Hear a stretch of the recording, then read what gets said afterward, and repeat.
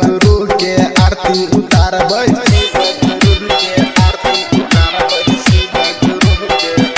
भांग धतूरा से भजन करे शिव गुरु के आरती उतारबै शिव गुरु के आरती उतारबै शिव गुरु के आरती उतारबै सब शिष्या बहिनी संगे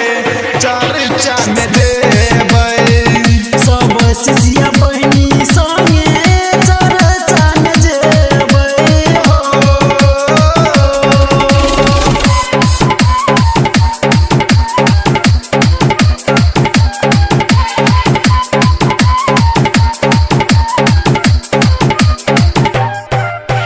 डीजे कृष्णा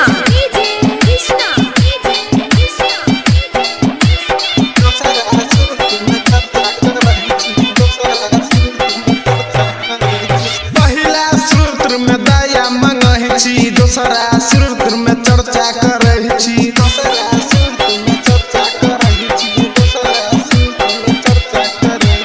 पहला सूत्र में दया मंगै छी दोसरा सूत्र में